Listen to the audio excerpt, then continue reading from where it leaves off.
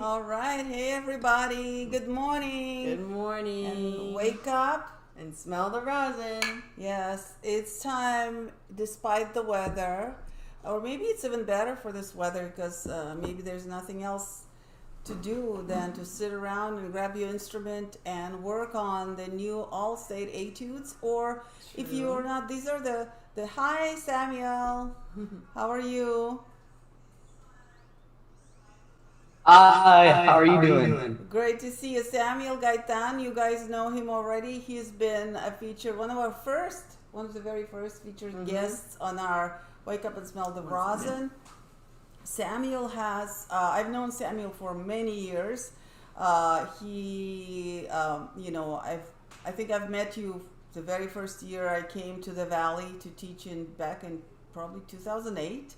And then I came back in 2014, and the amazing thing is that Samuel has been participating already 2 years in our all-state, all-region boot camps, and so I've seen him progress and grow. And of course, he is studying with a wonderful educator here in the Valley, Mr. Jeffrey Wang. So this is wonderful. That's why Awesome. I'm so happy to have Samuel in our as our guest. So today I asked Samuel, and he was very gracious to agree because we were planning to actually talk about something else, but I realized as we were getting ready that the All-State Etudes came out, and I asked him would he be willing to share with us some of the parts of the All-State Etudes that he feels comfortable, that he's working right now, and he feels comfortable to perform for us just a little bit. So he graciously agreed, which is amazing because it was a very short notice. And of course, that shows what a good violinist he is and what a great sport he is too, which is very important when you're a performer. When you're a performer, the attitude can save or break your performance. So it's good to always practice to be ready. Yeah. And of course, today we are just working. It's a work in progress. And so Samuel, tell us which, I know you're going to play a couple of things for us from both of the etudes. So which one would you like to start with? Well, both of them are pretty challenging in different areas, but I think where most songs are going to be is intonation. So I'm going to start with Real Etude. Okay. So you're going to play the beginning couple of like 1.5 lines for us, right? From the very, very start.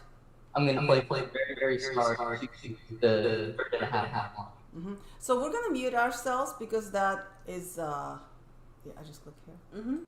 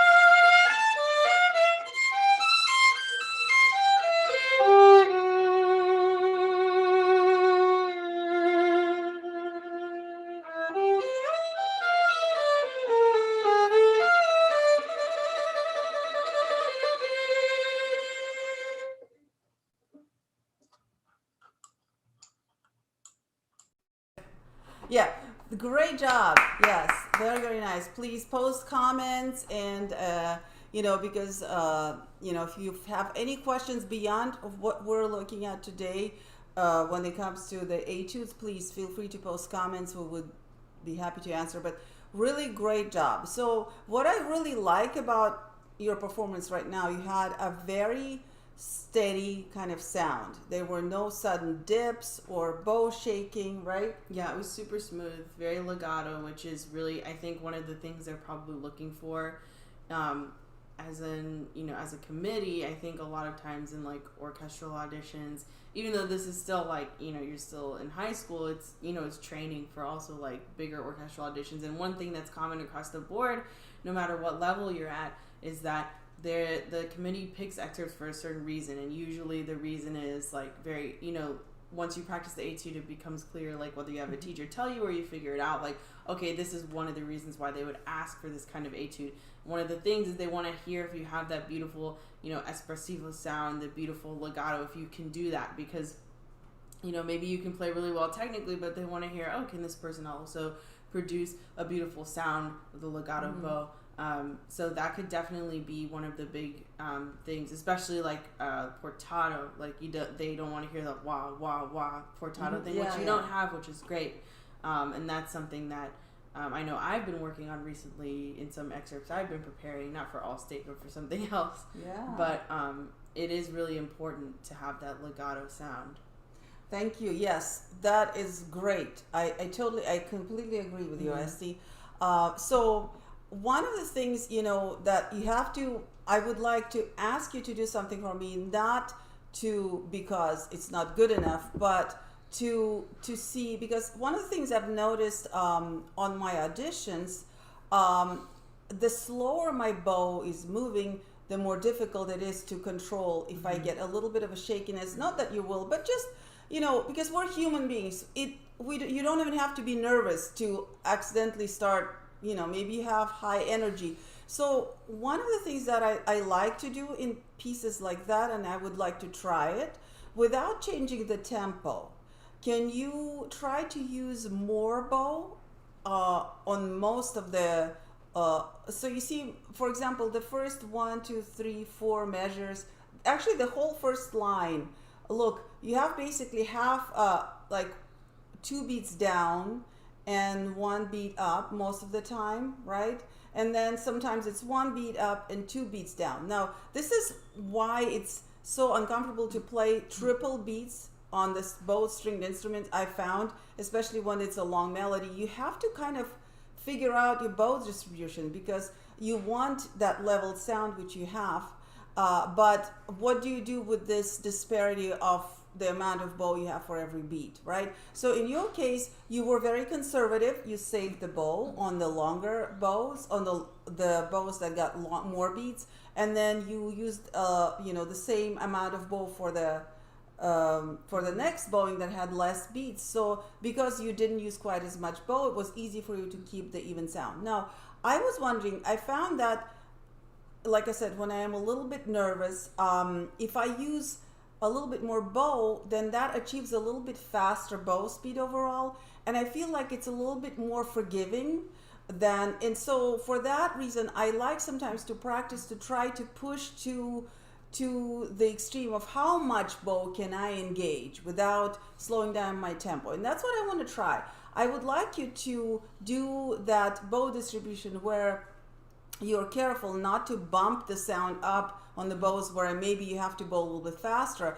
But I would like to still overall for you to try to use maybe a little bit more bow. How about if we try to actually the first of 1, 2, 3, 4 measures, can you use all of the bow? Do you want to trade spots so you can Yes. play? Yeah. Just so your bow doesn't hit me when you're playing. If you want to, with your violin. Do you want to like switch chairs? Oh no, I'm good. I'm Okay. good. Yeah, because I'm. Yeah. So her bow's here. I don't So want basically, what I was talking about. So you did a good job. I like that you didn't start at the very frog. That's a good strategy for something that's not very strong, right? So you can start here.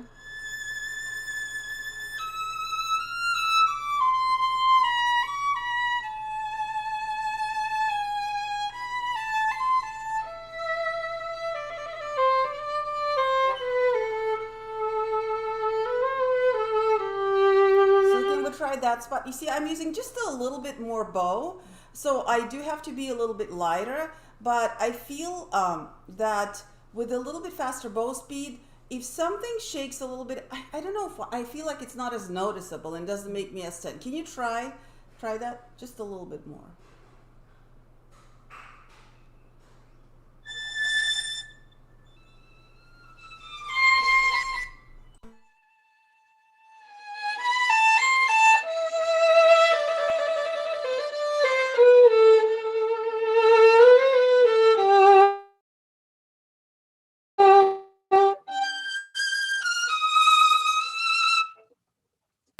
You know what?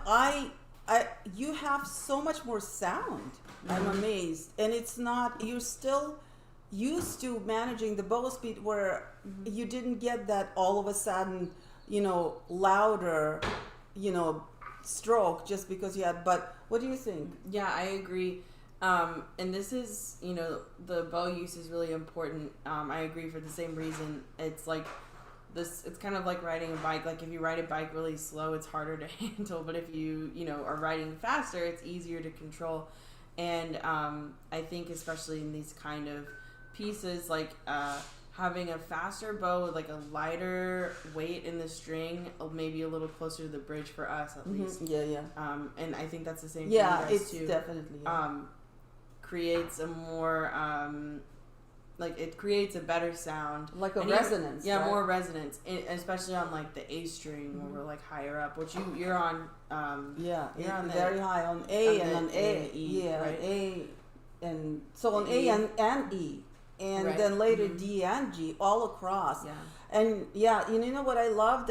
Because also of a little bit faster bow speed, when you were going to different strings, there wasn't so much of the difference in the, because that bow speed kind of hides a multitude of sins almost. And the other thing is that when we get nervous, or at least for most people, the natural response is to want to shrink and to feel smaller, like to hide. But actually, it's better to have more motion. The more motion you have, the better you'll feel and the better you'll sound.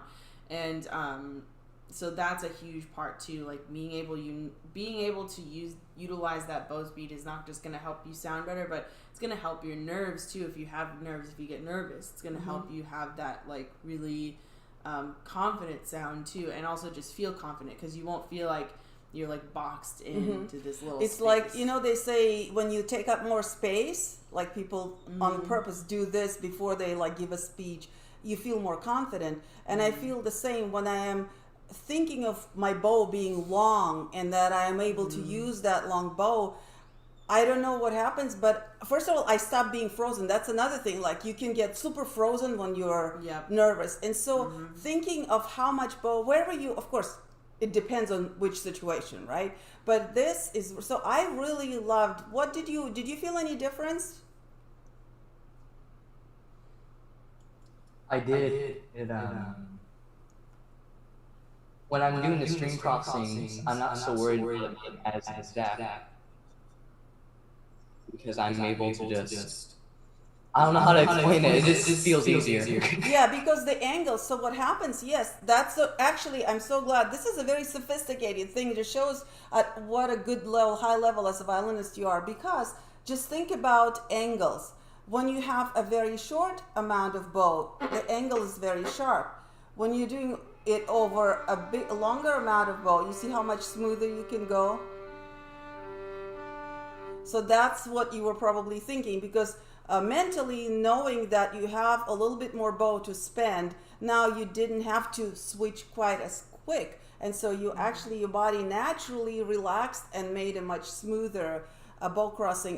That is a very legit thing that you mentioned, actually. That's very important. Very good. One thing though, as I mentioned, as far as starting, you started a very frog, which is good when you're thinking of using as much bow as you can. However, I would rethink it, because the frog is the part where you're the most likely to shake, especially if you're starting on the softer dynamic. So I think with your bow use, you could probably get by maybe starting somewhere here, just a little bit away from the frog, right? Just to make sure that you don't end up with too heavy of a sound, but just try to find like what is the most comfortable place for you to start on the down bow? I'll say probably 4 inches off the silver bar. So let's try.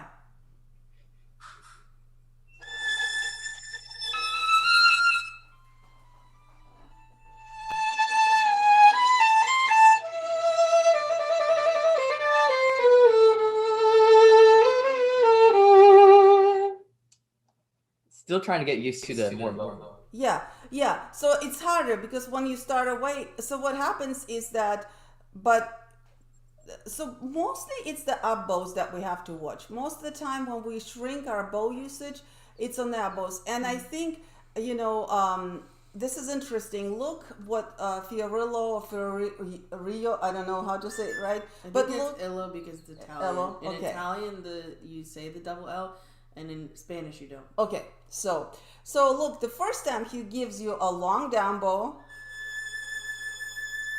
and the shorter up bow, right? Then short down bow, long. You see, it's almost like he's making you think. So basically, if you just do it on autopilot, you will end up with weird bow distribution. But let's try it again. Do you see that? Do you see what I mean? Like, look at your music, right? So let's analyze it. So the down bow, first down bow has how many beats? 4. Well, I'm doing two, sorry. 2, right? So yeah, I mean, I know it's better to count in eighth. You're right. Me too. But right now, for the sake of just shrinking the things down, just beats, we think beats as quarters, right? So we have 2 quarters basically, right? 2 beats down, 1 up. So the next down bow has how many beats? After the first person has 1. Yeah, and then the up bow has It is 2 again. 2. You see how tricky he is? Yeah, so can you now that no, I know, right? But I think that's great. That's why, and I don't know, guys, post in the comments if you have the same, but I know every time I see a triple beat, triple meter or something, I know, oh, who is that? We have a little guest there. Yes, he's walking on my computer. Oh my goodness, so cute. Yeah, so I have to pay a little bit more attention to my bow distribution and be more deliberate because the beats just usually don't divide evenly, right? Between ups and downs. Oh my goodness. I love it. Is that, do they have a name? Yes, it's Salem. Oh, how cute. I love cats. I want one really bad. See, Mom? When you're by yourself, you can do. You can have a cat, you can have a dog, you can have a leopard in your house if you want to. Just not here. Sorry. It's our like family joke. Yeah. I'm like always like, we should get a cat. And Mom's always like, oh yeah, you can get one whenever you leave. All right. So let's try that now deliberately. Now that you're knowing, let's try that same phrase. 1, 2, 3, 4, and the last note of the first note of the fifth measure. Now that you're aware of the difference in beats, can you still even up your bow speed? So when you go faster, unless you want to make a crescendo, sometimes it actually works out. Then you will lighten up a little bit to the frog, right? And then, so let's see if you can let's try, like start from here, maybe somewhere, but deliberately use all of that bow, whether it's down or up. See what happens.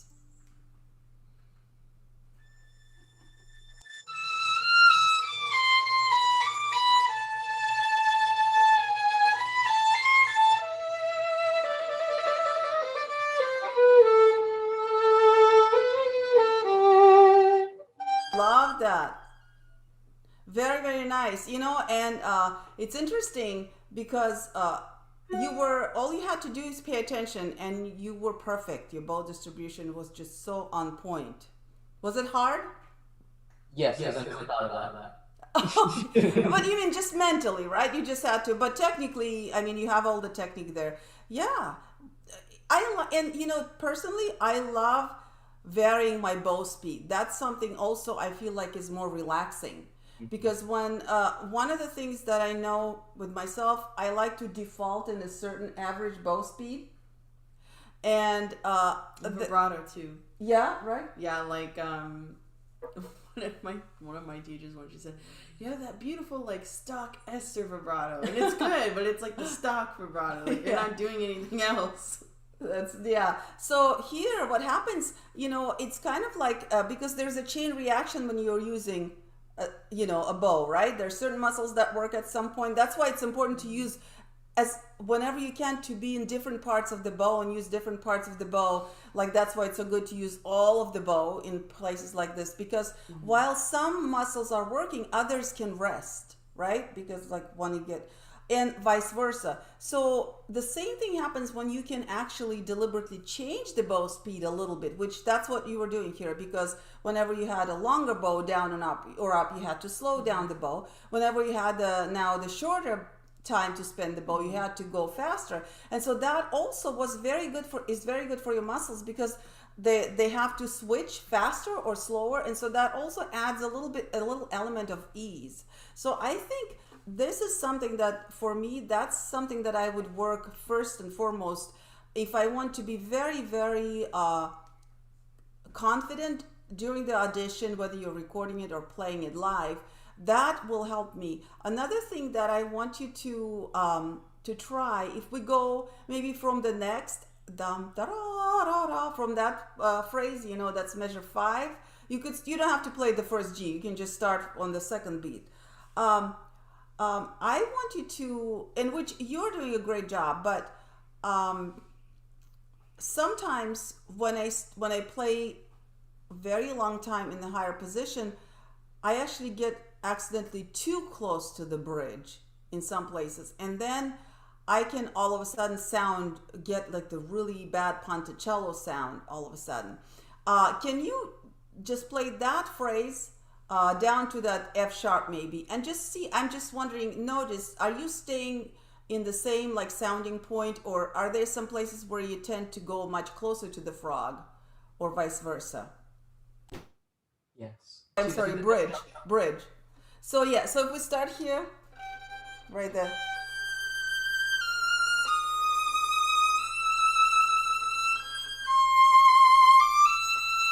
See, naturally when I'm going to get closer to the bridge, right? Right. And sometimes it's too close. If I don't watch it, I could end up something like this, which of course I don't want. So I'm just curious, can you do that part and see if you can look in the camera if you remember how it goes, but just watch how your bow placement is changing and see if that's good, or you feel if you're getting too close to the frog and you bridge. I don't know why I always say frog instead of the bridge. I'm thinking maybe if I, in a triangle way, where there's a hypotenuse, you're going at an angle like this. It'll take you away from the which is good. It's a good habit. We want that. But that's the danger of it. So let's see how it works for you.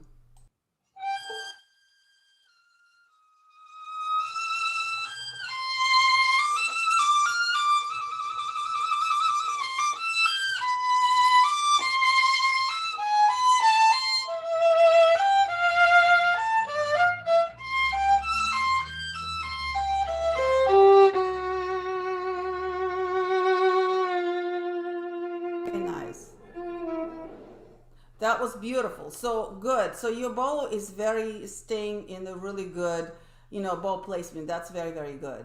So one of the parts where I do try to get as close to the frog as I can is before that F sharp, right? So here,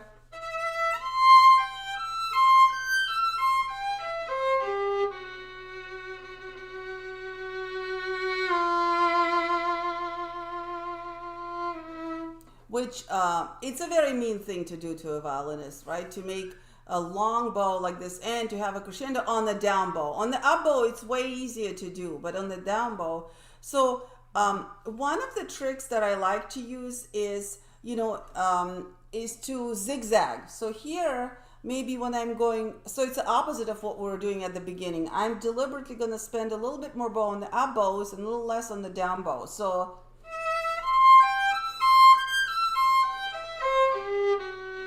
see, so if I do it evenly,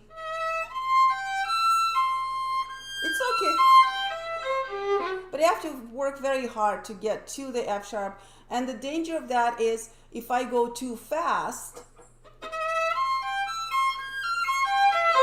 and then all of a sudden I have to stop, that's when you're going to have the scratch. It's like you suddenly hit the brakes. You're going super fast. So this is something, it's very small thing, like you're already doing it really well, but if you want to really capitalize on that crescendo and really wow everyone at how comfortable can you be and how big of a crescendo you can give us. So this is what I would do. I would start here like you did.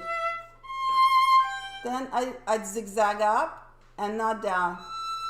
See? And then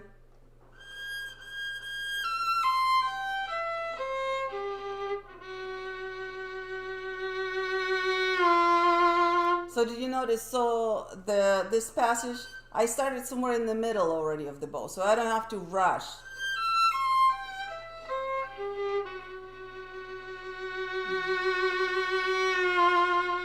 In fact, my arm was already used to that bow speed that I want at the frog. Now, the danger again, anytime you're playing slow, you're getting close to the frog, you have to be very confident that you can manage it. If it's not, you don't have to go quite as close to the frog. But the idea of the speed really works for me, trying to calm myself down right before I start a very slow bow. So I don't go from super fast bow to super slow. Does that make sense? Yes. You want to try it?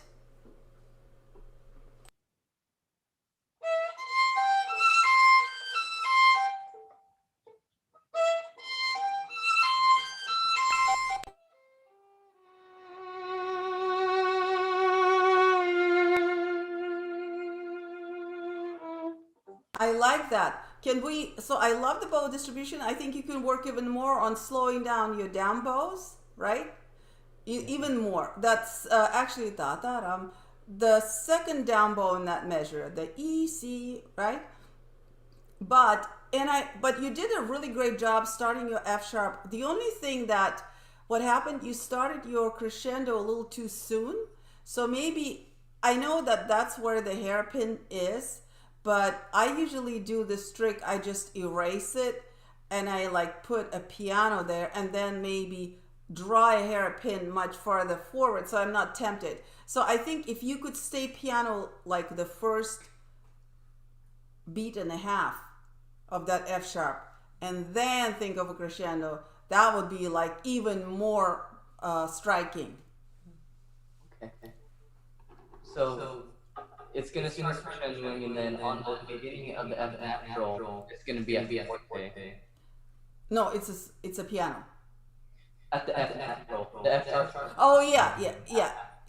So F natural, you're gonna try to stay piano longer, and then maybe only in the middle of that measure start a crescendo, and then you can do crescendo much quicker to a forte, right? So it'll be more noticeable to your audiences.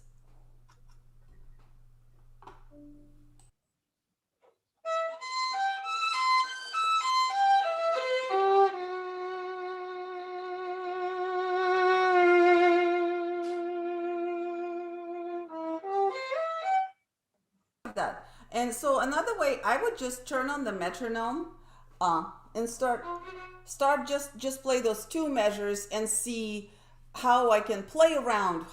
What is the most comfortable way for me to play those three notes, actually, F sharp, F natural, and don't forget there's that one little E that you also have to save bow for, which is so mean. Mm-hmm. It's very mean, to do. So can we try it with the metronome? And you can turn, I would go with eighth notes. So do you remember what is the I think they have the quarter notes are 58 to 70 quarter yeah. But I'm usually doing 80 and 8 notes, so it's very low. Yeah, okay, well, whatever you were doing, let's try that in 8 notes. I think that's the best. So whatever you're most comfortable with, and see if we could just play around with how to make that crescendo super very impressive, but also very comfortable for yourself. And for anybody watching, sorry for if there's anything being cut off from the muting and unmuting. We just had an issue before in the sound check where for some reason the sound was only really, we could hear Samuel much better if we muted ourselves, and we don't know if it had something to do with the echo cancellation, but I'm trying my best to thank you, make Esther, sure you're doing that a great job. It's not, but if it cuts something out, I'm sorry. Yeah. No, it's great. But Samuel's fine. It's just us. He can stay unmuted. Yeah. You can stay unmuted, Samuel. It's just me. I'm just controlling it here. Okay.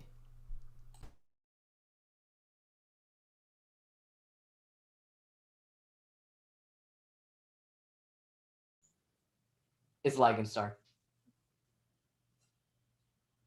Hello? Okay, Okay, yeah, I we're think ready. we're good. Yeah, I think Okay. it did lag a little bit, but I think it went back. I have weird internet in my house. Yesterday I wasn't able to connect. Oh, man. really? Uh-oh, we're getting a lag again a little bit. No, please. Are you there? There we Okay. go. Okay. Okay, maybe turn off our screen. Yeah. We're gonna turn off our screen too. Maybe that, or you think it'll help? That might I help. mean, that doesn't really do Really? anything with the Wi-Fi. But, Okay. Okay.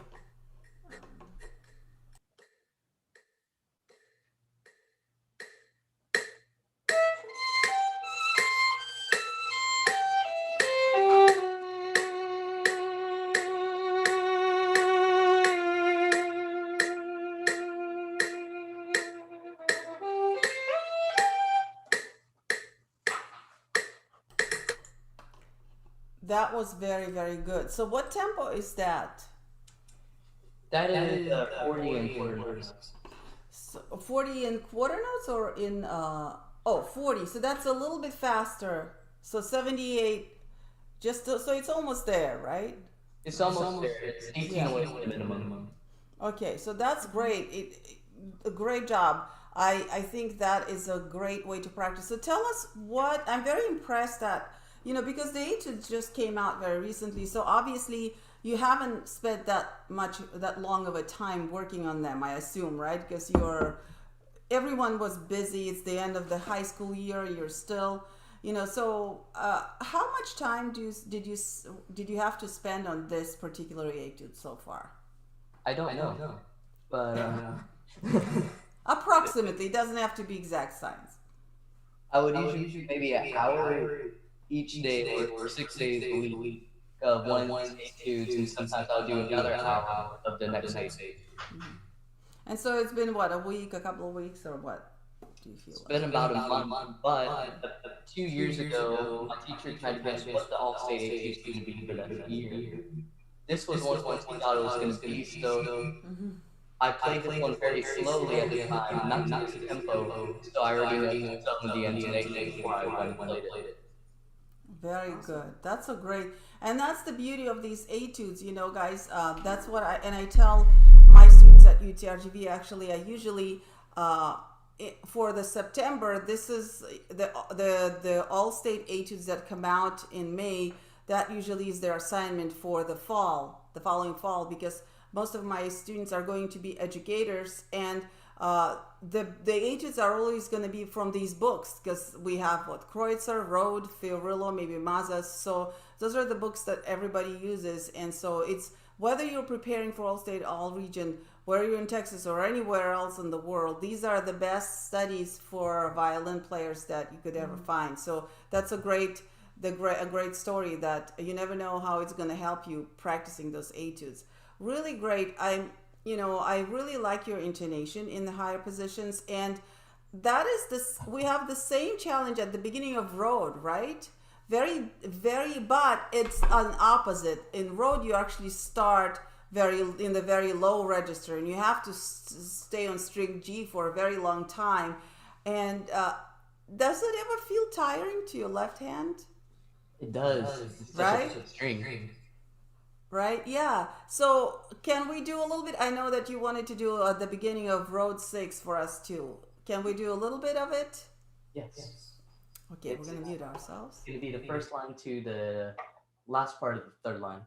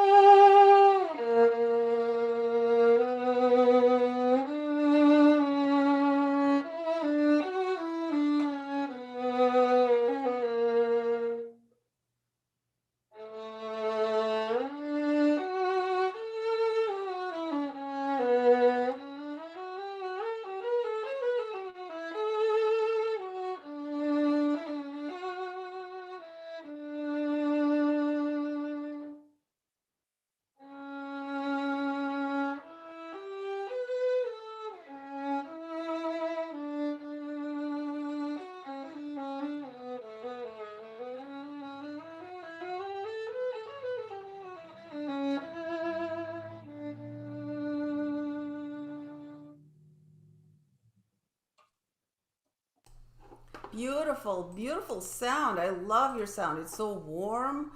I really like the vibrato that you're using. I think it works for both etudes. Really, really very, very natural for this type of music. Very, very good. I wanted to, now for me, the trickiest part about this beginning was the counting, because he gives you so many subdivisions, right? We have 64ths and 32nds. And so I was wondering, do you have a can you turn on the metronome just again in eighth notes? And I want to play just the second line, because I feel like it's one of the trickiest. Okay, I have a question about the second line. Oh, and never mind, it's the third line. On the triplet, I am almost guessing it. No, your triplet was fine. Actually, your triplet was fine. But in the second line, the second measure of the second line, the C sharp B sounded to me more like 16th rather than 8th. But I could be wrong. So I wanted just to check that. Just for, it's just a very, I'll tell you the trick that I had to do for myself to make sure that I'm playing correct. And it's a little bit pathetic, but it works. So I'll tell you after this.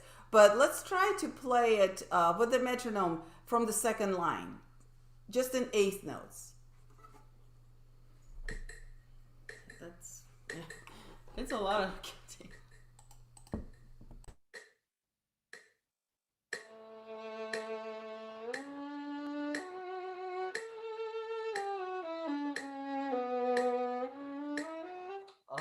There, yes. Isn't that insane? I did the same thing. So here, I want to tell you this trick. So what I did, I just ditched all the fingerings and everything. And I did everything in the first position or in the third position just to count. So I literally went like this. I just played it.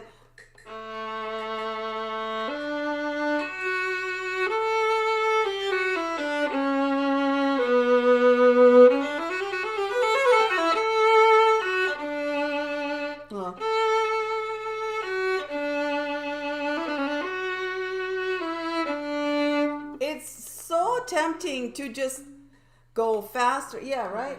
Yeah. It's really, can we try? So you don't have to do it in the first position. You can if you'd like to.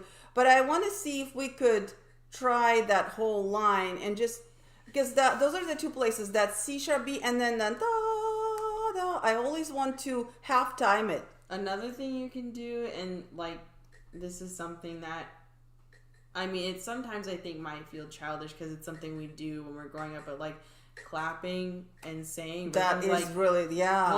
One of my teachers told me, they were the rhythm is such a huge part of what you're doing and how you're planning the bow and everything. So you're gonna learn so much faster if you know the rhythm first. And this was one of my teachers for a class I was taking at Manhattan School of Music about performance anxiety, performance practice, all these things that you can do to make yourself feel more confident when you're practicing and when you're performing. And one of the biggest things she said was that if you know the rhythm really well, before you even start learning the notes, before you even pick up your instrument, if you can say the rhythms and clap along with the rhythms and all that stuff, you're gonna learn it much faster. I love this. Can we try that? Yeah, I'm gonna move the mic actually. Is it okay if I move it back to my voice? Because I think it might have been echoing a little bit from the computer speaker. Okay. You can put the violin behind. Okay, it's okay. I'll just. Do you want to try that? Just in case. I think or we could try it. Esther, can we Esther and I, let's try. We are going to try that exercise, and then you can just play it after this. Okay. So can you turn off your metronome if it's on? Do you want me to turn mine on? No, we're just going to clap. We'll be the metronome. So we're going to clap eighth notes. So we're starting on the second line, and you guys can go with us if you want to. Okay. So, and we're going to just say the rhythms, right? Yeah, I'm just going to say ba, ba, ba, ba. Yeah. I don't think I'm going to count. Yeah. Ba, ba, ba, ba, ba, taka, taka, ta, ba. Taka, taka, taka, taka, taka, taka, taka, taka, ta, ta, taka, taka, ta, ta, ta.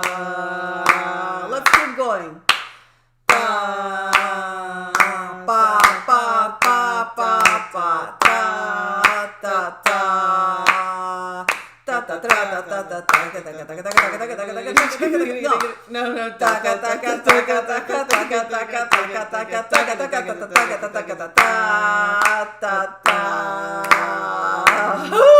That is tricky. You went like triple time there. No, yeah, I went too fast, but in that because those are 30 seconds and not 64ths.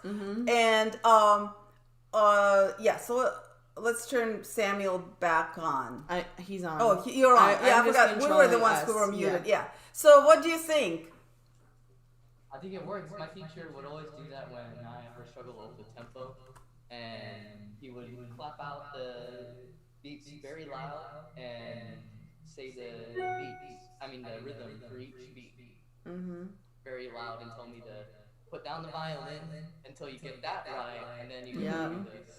I agree. It's really helpful, and like I think sometimes it's something that we think, oh well, I did that when I was just learning. Like I don't need to keep doing that, but it's so helpful no matter like what level you're at or what you're learning. Another thing I do, the next step, sometimes if it's not too fast here, it will be too fast. Sometimes I pits too. Like I would count if it's like really, really very difficult for me to be precise, I pits.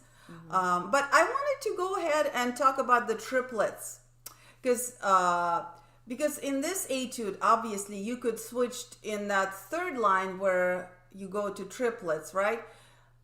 If we counted just by beats, by fourths, it would be easier. But since it's really more effective here to feel the eighth notes, you were saying that you weren't sure about these triplets, or were you talking about the faster triplets? This triplet, so in my mind I switched to a quarter note. Yeah. And then I go back to eighth notes. That's a good trick. There's another trick that I can tell you. It's very pure mathematical trick. I can show you. I think it's easier. So I'm going to subdivide the C sharp. So here's the measure we're talking about. It's first measure on third line. So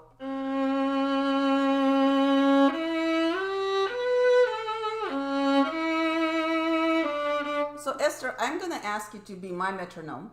Okay. And I want you to count the duple eighths for me. Okay. 4, 5, 6.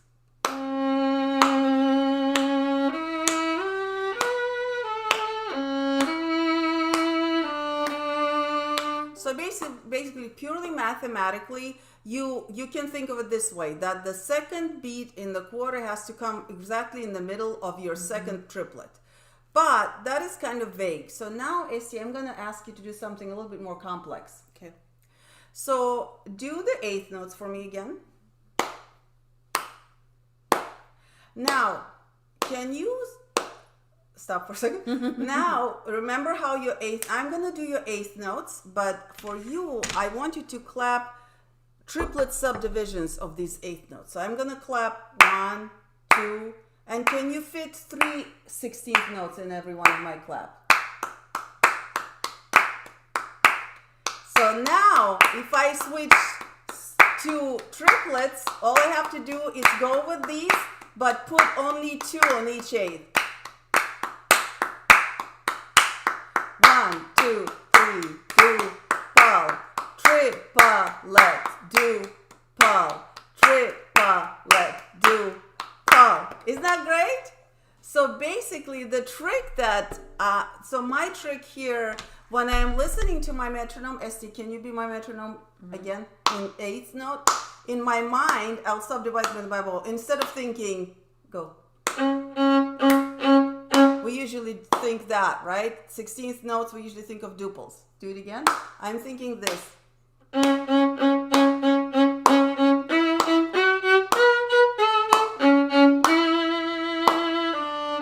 So when I feel that eighth notes, whether I hear them on the metronome, if I know that ahead of time I'm going to have triplets, if the music allows, in this case it does, I mentally immediately subdivide my eighth notes, not in duples like we normally think, but in the triplets.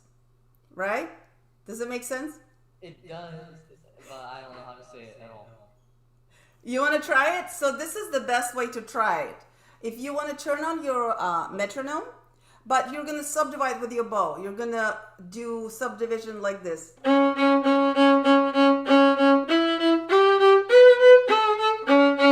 So let's try just playing the C sharp subdivided into triplet sixteenths with your metronome. Just the C sharp. No, that's fourth. That's quadruplets. So it'll be 1, 2, 3, 2, 2, 3. Triplet, triplet. Like that? 1, 2, 3, 2, 2, 3. Yeah. So each beat, subdivide each click into 3 equal parts.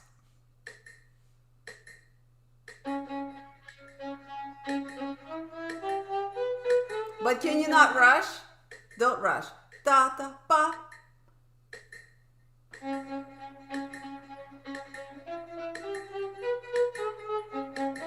You're doing well, but you're rushing. So ta ta ta ta ta ta. 1, 2, 3. 1, 2, 3.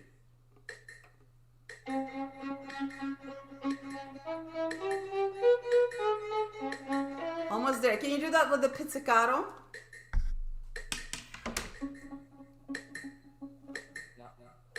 Just put the bow down. Put the bow down. So.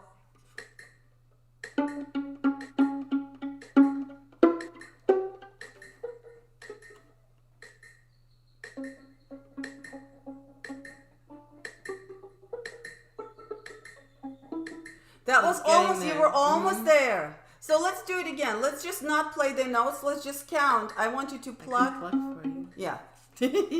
Go.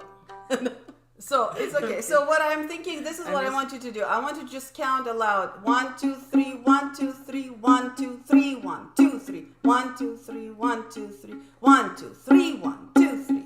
Can you do that? Just on one note. So you get used to subdividing 6 into 3 and. So 1, 2, 3, 1, 2, 3, 1, 2, 3, 1. Yes, that was, but without the notes, on the same note, on open string. The notes don't matter, just do it on the open string. You say it one more time. Yeah, so it's 1, 2, 3, 1, 2, 3, 1, 2, 3, 1, 2, 3. You see, I'm changing the grouping, but I'm not changing the tempo. It's like you have 2/3, no, 3 6s plus 3 6 equals 6 6. But you can also say 2 6 plus 2 6 plus 2 6 equals 6 6. You see, it's a fraction thing. It's a common denominator thing.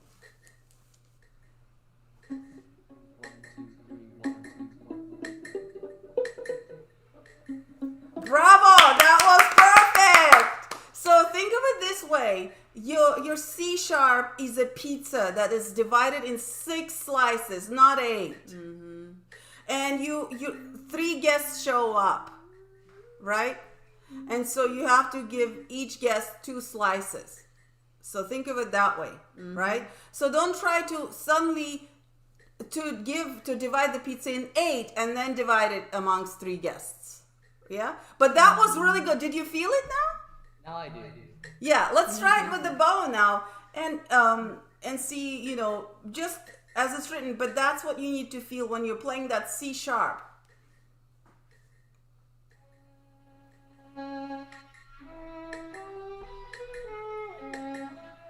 Okay, almost, okay, one trick. Okay, Samuel, you're doing great. You know what is important? Okay, if you turn off the metronome for a second. So, when you're playing against the 2s, you have to remember the first note of the triplet has to coincide with the click, right? That's what because you're starting the first note really great. You're doing the second and the third very good. But since we're playing between the clicks, we feel like, well, the next note should be between the clicks. But no, the B should be right on the click, right? So think of it that E, G, B, the highest note in that measure should coincide with the click, right? So if you're just aware of that, it'll be great. Let's try it again. And just think of it, dot, dot, dot, dot. Just subdivide into triple sixteenths in your mind. With the metronome or without? What? No, with the metronome. That's the whole point. That's the hard part.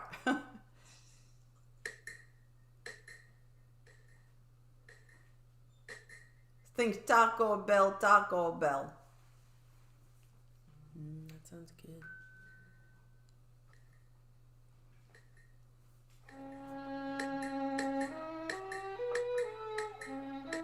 Almost there, but it's not on the exact. Yeah. Well, so but actually, so you can turn it off. I don't want to torture your ears because you did get it with the pits. So one of the things that's weird, what you could do after that, you could actually practice it saying 1 2 3 1 2 3 1 2 3 1 2 3 when you get, and then you can say 1 2 3 1 2 3. You could divide. So basically once it clicks, the pits is the best way, is the easiest way to get it right. And then once you really you can sing, it's great to sing that rhythm too. But you got it. Just the important thing, I would make sure and circle or put a line over that B to remember that the B coincides with the beat. But other than that, it was really good. Can we try the second line, just the second line with the metronome, with those eighths, and make sure that you're fitting. Those are easy to fit, but just so there's no half timing or double timing anywhere.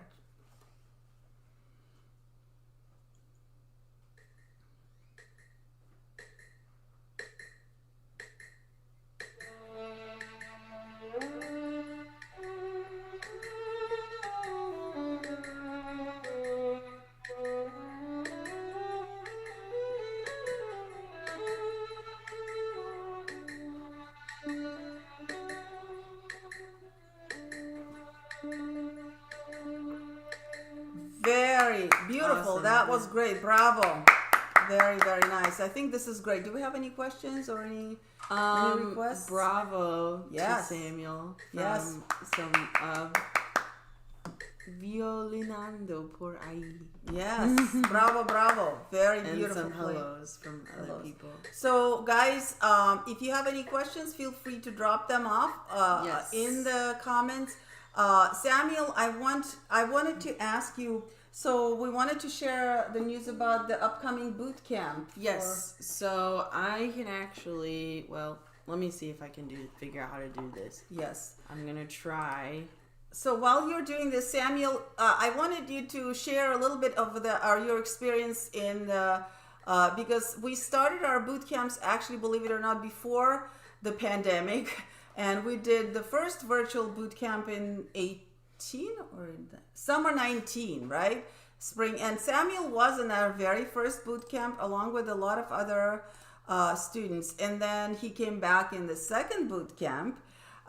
And so now he's coming to the third one. So if you could share with us just a little bit of what your memories are like, what you enjoyed the most about those experiences, we would really appreciate it.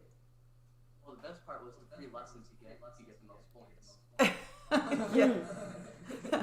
Yes, we did have that kind of sweepstakes. Yeah. But my memories from it was first seeing how much a video recording can help my practicing, because you play it again and again, you're hearing yourself like you never do, like if you're the audience, so you keep on improving it until you finally get it how you would want to hear it if it's I wanted you to share a little bit of your What happened? experience in because we started our boot camps actually. I'm not sure. Oh, it was mirroring my YouTube app onto the. Sorry, guys. Yeah. This is a new thing we're trying. Yes. But anyway, sorry. Continue, Samuel. That was probably the biggest part. Oh, can you hear us? Can you hear us?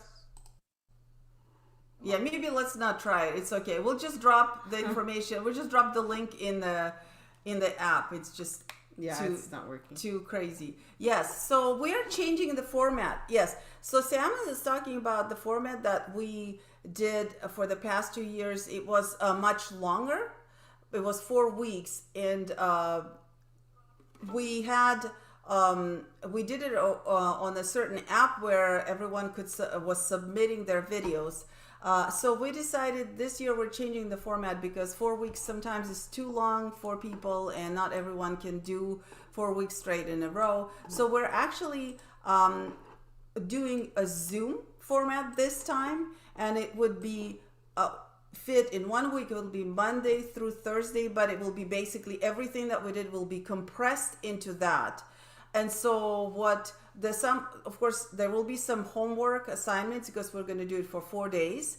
And we're going to cover both all-state etudes. We're doing violin and cello this year.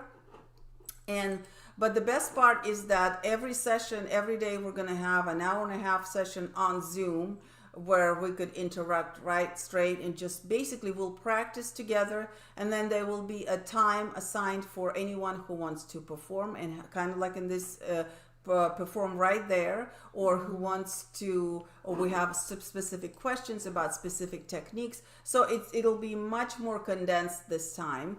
And we're trying that new format because I found that from our previous formats, we did have Zoom sessions, and I felt like that was the favorite part of everybody. That, and of course, posting your videos. So this time, instead of sharing your videos, you can actually play live during the Zoom sessions. And you could actually also, if you preferred, you could record your video and just share during the Zoom. I think there's a way to do it. So either way, but I'm happy to say that looking back at those 2 years, all of our participants, they all made into their regions, respective regions, auditions.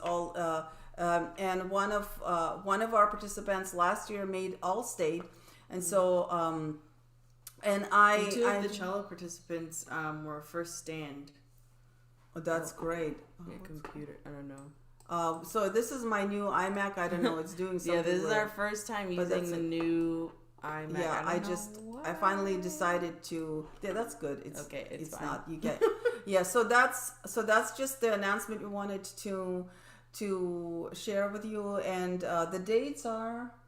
It's the 14th through the 17th. Yeah, so 14, every 15, day. 16, 17. And this time the time will be fixed because we're gonna do 10:30 to noon. Yeah. Every day. So that's another thing, because before it was more flexible because it was through the band app where we had certain activities that were at a certain time, but if you couldn't make it, there was plenty. Now we are gonna have packets of exercises and scales provided for you, just like the last time. We just decided kind of make it more concise because we're going to be traveling much more this summer, and also it's not the pandemic summer, so I feel like last summer people had just like more time just kind of sitting at home, but now I think people are getting vaccinated and things are kind of starting to get busy again for us too. So we just didn't, as much as we enjoyed it last year, we didn't have quite enough time to do the same format. But this year we can still do it, just make it a little more concise. Yeah. And I think it'll be good. Yes. So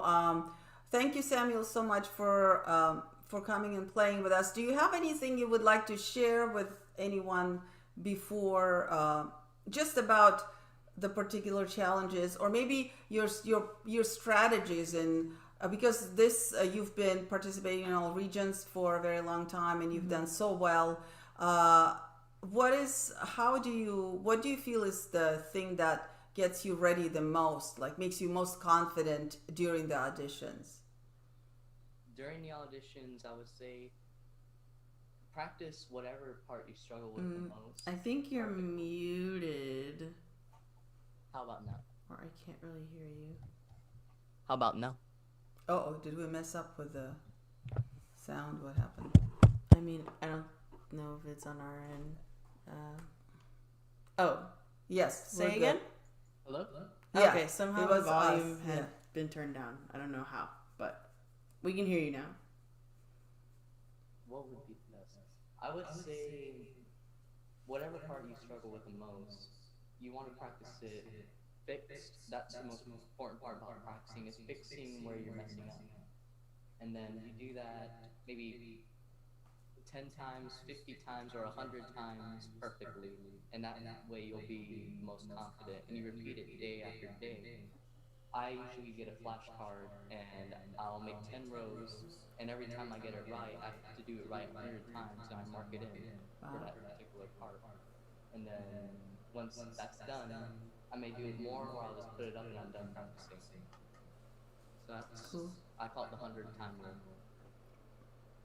That's great. I do tallies when I practice hard parts, but I love what you said, that first you fix it then your goal is to repeat it correctly, right? To repeat what you want to do, not what's just happening. Because you know how they say repetition is the mother of learning. Are we? I think we might. Yeah. Can you see us? I think we had a little bit kind of a frozen moment. Yeah. Can you hear me now? Now I can. Yeah. So yeah. So what I love about what you said, that they say repetition is not learning. Yes, it's a repetition of what you want. That is the mother of learning, right? It's the mother of your really good performance, because if you just repeat whatever is coming out, you're only repeating your mistakes. So that is great. I do tallies when I have to, like the parts that I feel I need the most confidence. And yes, if I can play them really well 10 times in a row, that definitely gives me more confidence that I'm definitely I know I have a much bigger percentage of chance of making it when it matters. So very good tip. And that's what we're gonna do during our boot camp. We're gonna make sure and lock in the things that are supposed to be correct about these etudes. The bowings, the fingerings, the intonation, the counting, right? Yeah, absolutely. How are the cello etudes this year? They're good. They're the duple is Popper and duple. They're both 2 pages long. Well, duple 9 is actually longer, but they're only asking for the first 2 pages, which is good because it's a really long etude.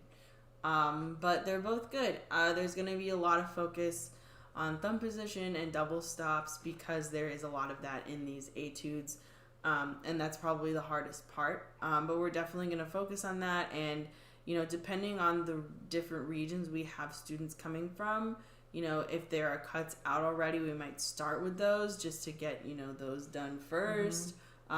We'll see how who we've got signed up, and maybe if they've got cuts out already.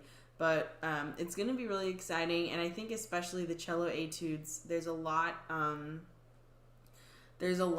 of things going on in a lot of places where it's really helpful to have someone explain to you what string to be on, what position you need to be in, especially in thumb position when you're up kind of in the stratosphere of the instrument. So it's definitely going to be really useful from someone who's studied these etudes, and who has played in all region and all state, just to have someone to be able to explain how everything works. So yeah, I really hope that if you're watching, if you're a cellist, that you sign up. We're going to post information about signing up in the description box of this video, so you can do that. Also, we do have a community page now, yay! And I wanted to encourage you guys, although we are posting, but the posts from what I understand, they don't always show in your feed. However, I would like we're going to put some polls about what is the kind of content you would like in the future. We're going to post some posts where you could comment of what is the kind of content you would like in the future in our live streams and our recordings. We had a fun poll, and so let's see. I wanted to. So if you haven't done it, please do it. It's we posted a poll about what you think is most challenging for a string player, and so far the results are pretty even. So the first, so I asked, what do you think is more challenging for a musician playing both stringed instruments? So for the first question was achieving a beautiful sound on the instrument. That was 24%. The second one, playing in tune, that was 24% too voted out of 17 votes. Then neither, both are equally hard, is 47%. And then we have 6% for neither, both are super easy. So guys, we would love for you to keep voting. We have over 1,000 subscribers right now. Actually, we're about 1,012 already. Thank you so much. And we would love, now this is not just for violin players, the way it's worded. Of course, if you play the violin, obviously, but even if you don't, we're just curious about what you think, how you would answer these questions. Another poll I will be posting very soon is about the pizza and piazzolla party, and that will have to do with, I think, the pizza toppings and things like that. So those would be fun. And then, of course, we will post questions about, again, what kind of content you would like to see. If you want to know what's happening next on our channel, feel free to check out the community page, because that's where we can kind of update you and let you know what's going on. And for our next Wake Up and Smell the Rosin, we have something very, very fun planned. So to check out what it is, check out our community page. We should post it tomorrow. We're going to post the information about what's coming up 2 weeks from now. All right. Awesome. Thank you so much. And thank you, Samuel, so much for participating and being a guest. We really, really enjoyed having you. Yes, I know we broke up, but I was just thanking you, Samuel, for playing for us and doing such a beautiful job. And say hi to Mr. Wang from me when you see him. I know you, even though you moved, you are still continuing the lessons, right? That's wonderful. It's great when you have a good teacher, you want to stick with that teacher, right? Mm-hmm. And so that's wonderful. Thank you so much. And you have a great day and great week, everyone. Thank you, everyone. Bye. Don't forget to like this. Yes, like, comment, subscribe. It helps the algorithm to prepare